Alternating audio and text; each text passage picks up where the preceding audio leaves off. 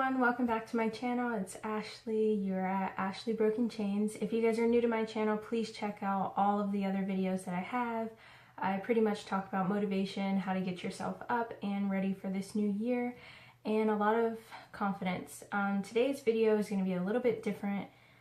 Sorry guys if you do hear like any noises or anything. I'm recording in my bathroom and I don't know, I think there are workers upstairs, which is probably going to be really loud. But I'm going to try my best to get this video out to you guys. It's been a video that I've wanted to put out for a bit of time now, but I just kind of didn't know like what time I should record it, if you guys would even be interested in it. But it is something that's like really dear to my heart, which is just one of those videos where I can just tell you guys more about myself. And I saw people were doing it on YouTube and I was like, well, maybe I could do it too, you know, basically story time. There are a lot of things that I want to share with you guys just because I feel like I want to be able to let people know that if they're going through something, depression or insecurities or anything, especially as a woman, but for men too, that there are people out here that are the same. And I've definitely gone through my share, and I still go through them every now and again where I have those types of feelings and things like that. And I just want you guys to be able to, you know, be able to know that there are people out here that go through the same exact things and that you are not alone, which is like why I even named my channel Ashley Broken Chains, is because I want you guys to know that it's a chain that's holding you back in life, and once you continue to just keep breaking those things, then you won't have anything holding you down anymore. So you'll feel lighter as you just let those things go and you let those things out of your life and out of your thoughts. I really appreciate you guys being here with me. One of the things that I just really wanted to talk about was about my past and everything. For those of you that do know me, I don't think you guys would associate me with someone who has trouble socializing, but I don't know what happened, but I'm noticing that I'm changing like a lot about me, and I think that's almost because I'm starting to realize who I really am, who I truly am. And you know, the Ashley that got attention or the Ashley that was funny or whatever, I don't want to say that wasn't me, but I feel like it was always me trying to impress people, trying to please people, trying to be accepted. And I've had a lot of issues with that. I talked to you guys about my weight and everything. It's just been how I've grown up. Starting in the beginning of my life, just growing up, I am from Pennsylvania, Philly rather, but you know, I was there with my mom, and I don't know if, I mean, I think some people know, I think I've told quite a few people this, but my father was incarcerated when I was a child, or not really, I don't even know, like I was barely born in my mom's belly, so I don't know if you could technically call me a child, but yeah, I hadn't even been born yet, and he was incarcerated ever since, and he has been, and I think he pretty much has life in prison. I didn't really get curious about this until I was like 7 years old, and I asked my mom, you know, like, what did my dad do? Because I don't know, I've always been like a smart child, so I knew what that meant, like it had to be really serious, but I think a part of me just wanted to avoid it. My mom never made me feel like I had this void in my life, and I felt like I never really had to know who he was. And I know that's kind of bad, but I just, like, even till this day, still feel like I have no urge or anything to know who he is. I may get through that as I get older. I'm 21 years old now. But yeah, when I was 7 years old, I think about that age, I started to ask her more questions, and she told me that basically he had, you know, been involved in, you know, not so good things, and he didn't want to be a snitch or whatever you call it. So, you know, pretty much that. So I did grow up with a single mother throughout my entire life. I did grow up with my nana and my grandma. She and my mom were very close, and I was very close to her. We were like two peas in a pod, you know. She was an amazing woman, and I still hear to this day that I'm a lot like her. She did pass away when I was very young. She was my best friend, and I knew that it was coming. She had a lot of health issues and things that she had chosen to do in her past too. that were not the best, but I still feel like she's with me in my heart, and I know that she taught me so much about being just a strong woman, especially for my mom. It's almost like she was preparing me, and ever since then I feel like I've, you know, at least tried my best to be my mom's rock so that she can know like I'm always here for her. As you guys will know, any of you that have gone through this same type of situation, it puts you in a lot of stress as a child to feel like you have to be there for, you know, your parents. And I did feel like that for my mom. My mom went through a deep, deep depression. She wasn't the same, you know. My mom was very outgoing. She's been working since she was 14 years old to provide for her mother, who could not take care of herself, and for her brother, my uncle. I don't want to say she took care of him and say all this stuff. I know they took care of each other. I know that they've always been there for each other, and they still are in life to this day. But yeah, and she had me at a very young age, at 19 years old, so I got to kind of see my mom grow up too, you know. So throughout that time, you know, my mom was going through really big depression. She was working a lot more often. I know specifically she worked like an 11 to 7 when I was with my nana, and she was just working a lot just to get by, you know. She really took care of us, and she made a lot of sacrifices in her life. So throughout that time, we ended up staying with, you know, friends, family, kind of like very close friends, you know, people that you could call family. One of these experiences traumatized me as a young child because I'm not going to say that I was innocent, but I feel like I remember when my innocence was stolen, and I kind of feel like I don't want to say like I was easily influenced, but I do believe this is when something told me in life that I just wasn't going to be the same, that my life was definitely going to take a turn. You know, I had always just dreamt of growing up to be like a star, and I love to sing, I love to play, you know, instruments, and like I just loved writing. I would write my own music and everything, and it was just very fun. There was a time where we were staying with a friend of, you know, my mom's, and they had, you know, the woman that we were staying with, I'm not going to name names because they kind of are still around. She had a sister, which had a daughter, and, you know, a few sons and stuff. We lived with them, and she was about maybe 2 years older than me at this time, and she was much more experienced, I will say. Even though I did not grow up in the rich part of Philadelphia, my mom definitely worked very hard to keep me out of what I feel like a lot of people go through. So yes, I do remember living in the hood of what people would call it.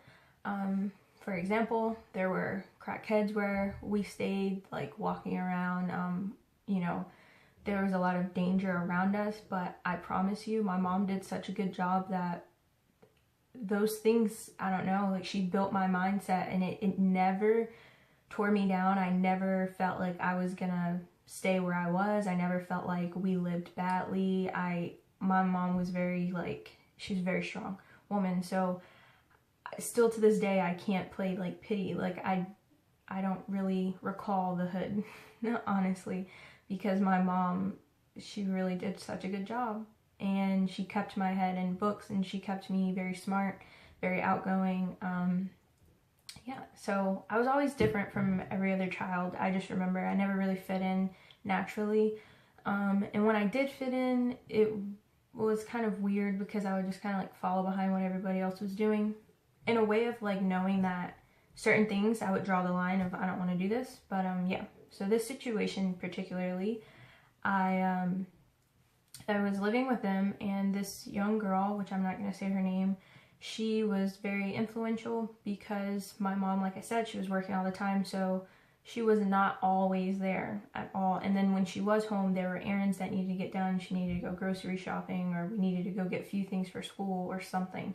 We weren't having a lot of time where we were sitting down and talking at this time and point in our lives, and she like recently had lost her mom and my nana, so she was on the go, you know, kind of I feel like to avoid. So when I was with them, I was around this girl a lot, and she was very fast, and you know, she would just, if you said don't do this, she would do it, she would try, and then she would force it on me.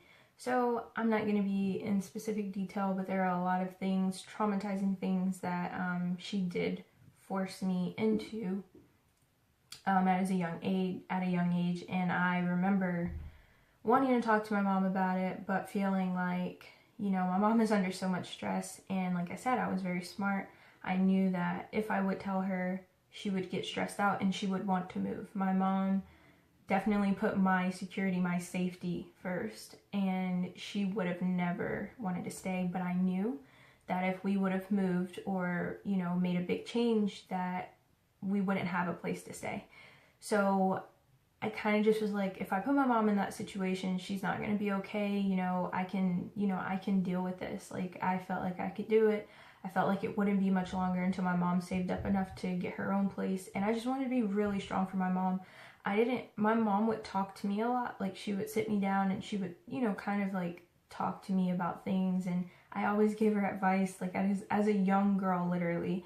I would always talk to her and try to encourage her and, you know, just be there for her when she needed a shoulder to cry on and everything. I felt like if I were to do that to her, it would be too much for her. It would be too much of a burden because I knew what she was going through. It's absolutely not her fault at all. I've definitely done my fair share as I turned into a teenager. I definitely forgot all about mommy. Not in that way, but I was like, yeah, I'm going through my own stuff. So I cried on her shoulder. But yeah, as a young girl, I was not. I just, you know, it was all about your mommy. You know, you just love them, you look up to them, and you cherish them. Especially me seeing her lose her mom, it always made me value her that much more. So I never really wanted to tell her that. As time moved forward, you know, we finally did get out of there. However, when we left, we did, you know, stay, and this is not like right after anything, but, you know, the times that I remember in my life, we did go stay with a boyfriend of my mom's, which I want to say I was happy because I saw my mom happy in a way. You know, she was finally taking care of herself more, you know, she had more free time.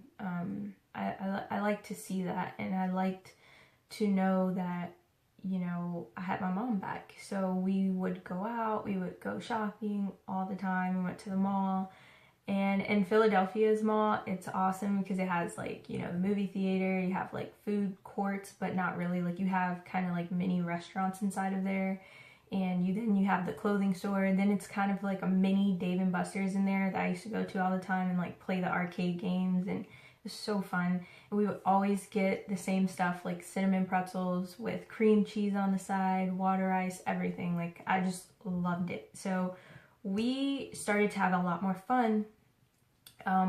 Like, you know, later down the road, I started to notice her excitement and her happiness changing. And I then realized she was in an abusive relationship. So this did hurt a lot, and I do remember sitting her down, or she sat me down, and we talked about it. And I remember that, you know, there was an idea that came up. I don't remember how it happened, but I was going to go stay with my uncle for a little bit. And I had, you know, loved my uncle. And at this time in my life, I looked at him as a father. You know, I felt like he was the only man that I saw ever, like, be a man. You know, I kind of like had a lot of belief in him just as a person. He was always very good, you know, he was a player, but he was always very good with the women. Like, the way he was very respectful. He opened the door and stuff like that. He was very nice to me. We had fun. He let me be who I was, you know. With him, I was, you know, myself. Like, I could be fun and funny. He laughed at my jokes and stuff, so I enjoyed spending time with him. So when I heard of this, I kind of wasn't even mad. Like, I was very happy. And the only thing I was kind of sad about is that I wouldn't be with my mom. I believe this was during the summer. So yeah, we went there on the plane, and I remember being, you know, spending some time with my uncle, throughout this time, my mom was away dealing with her situation back home, and I had a conversation with her and just about her worth to me and to God and just everything in life, that she is so beautiful, you know, her spirit, you know, and you can just get around someone and it's just like, you know, that they have so much potential. And I knew this at this age, like so young. I just knew, like, my mom had so many beautiful things about her. And, you know, I just saw her kind of like put a lot of what she could have been great at aside because she had to be a mom, she had to figure out life, and she didn't get that chance. And she lost her mom and her father at a young age. So it was just crazy. So yeah, she was, I don't know, she lost herself. So she was losing herself, and she felt like she had to make it work. So she felt like, you know, it was something that was worth working towards. Throughout this time also, the man that she was with at the time when we stayed there, he had a young daughter, and I went to Howe Elementary School in Philadelphia, and he had a mom. I mean, he has a mom, but at this time, his mom, not gonna say her name, but we all lived on the same street, and my best friend as well, her name, oh, I'm not gonna say her name either, but yeah, my best friend at this time, we all lived on the same street. We, you know, went to the same school, except his daughter didn't go to our school. She was way too young, like she was younger, or maybe she just lived in a different district, but I know she was definitely younger than me. She didn't go to my same elementary school. But yeah, she didn't like me, she didn't like my mom. I don't know why. I don't really know, like I don't know, but yeah, I would definitely say school was already something that was hard for me, just because I was back and forth a lot between schools, and I just kind of was, I don't know, I was always an outcast. I was always bullied about something. I mean, I had friends, but like not real friends, like, you know. So except this one girl that stayed across the street from me, she was definitely like a real friend at the time. But, you know, nobody else. I really didn't have anyone else. Like, if she wasn't at school, I had, like, the worst day ever. So, at this time, you know, his mom worked at the school, and she really didn't like me, and she made it her job to make my life hell.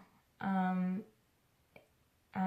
can't even explain it, but, yeah. So, she basically would go around the school telling all of my friends, you know, don't hang out with me.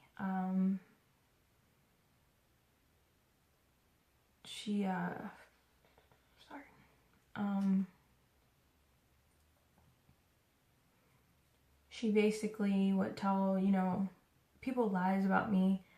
And at first it was kind of like, whatever, you know, people didn't pay attention to her, but as time went on, they did. They listened to her, which of course, you know, they're kids, they didn't know. I know they didn't, but it did hurt because I felt very isolated. And I didn't tell my mom, like I said, because I still felt the same way, you know, don't stress your mom out, don't worry her. So, and think about, on top of me feeling this, it's like, that's her boyfriend, at that time, fiance's mom. I can't tell her this is happening. She would just be so upset, and then she would be back at square one, you know? So, yeah, she was spreading rumors about me, and I remember one day, in the lunch line, she was like, I don't know what she was. I think she was working different areas of the school, but I remember she was giving out the lunch. So, you know, at that time we had like trays, and we had to go by, and they would put the food in our plates and stuff. And I remember she like, she kind of threw my food on my tray, kind of like missing it, didn't really give me, you know, enough, like what she was supposed to. And she smiled at me, and she called me a heifer. And she said, "You're like such an ugly heifer," or something like that. And like I said, my mom was very protective of me, so I was still in this little bubble. I didn't even know what that meant. I didn't understand it, and I think I just kind of like let it fly off my shoulder, forgot about it, and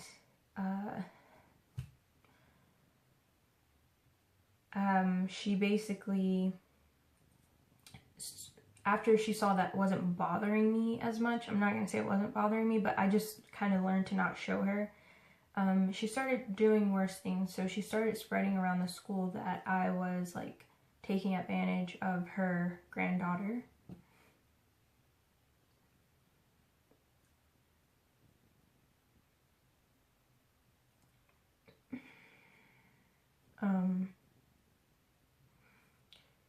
So we were very close, me and her granddaughter, we were very close, and when she spread these rumors,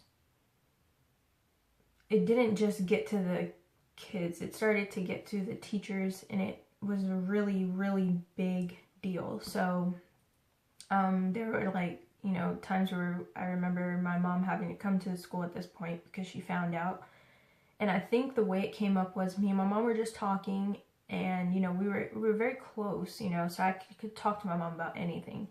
I just didn't want to burden her, and I think I forgot about the whole situation, and I just randomly, you know, as a kid, you're just like, Mommy, what does this mean? You know, I think I just randomly said, like, Mommy, what is a heifer? And she just looked at me like, what? And you have to understand, like, I didn't say words like this. Like, if you cursed or anything, I never did. I mean, I think the first time I ever cursed in front of my mom was at like 19, maybe, by an accident. And it was like, you know, by accident. But yeah, I never did that. I never believed in it. So at this young age, I wasn't going to repeat those things that I knew was just not okay.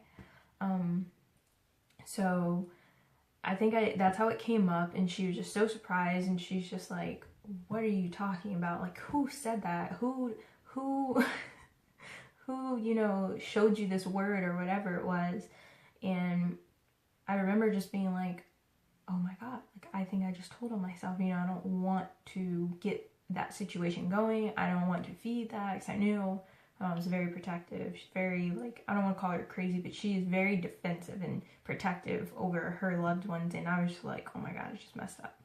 So I just remember being like, but I didn't want to lie. And I think I tried to cover it up, but I think she saw right through it. And she was just kind of like, who said this to you? So I ended up telling her, like, please don't get mad, you know, I don't think she meant it that way and stuff. And, you know, and she just told me, tell me the truth. And she sat me down, so I ended up telling her the full truth. And I know this video is getting really long, so what I'm going to do is stop it right here. And if you guys are still interested in hearing my full story, there's so much more to go. Just let me know, you know, like this video, give it a thumbs up for my story time, and I will put out a part 2 and let you guys know my full story, because there's so much more to go. And I realize it's getting really long, so I don't want to keep you guys any longer. Just give this video a thumbs up. Thank you so much, guys, for watching. I'm sorry for getting so emotional, but yeah, I definitely want to put my story out there, so you let me know if you are interested in hearing the rest. If not, completely fine. And yeah, you guys have a great day.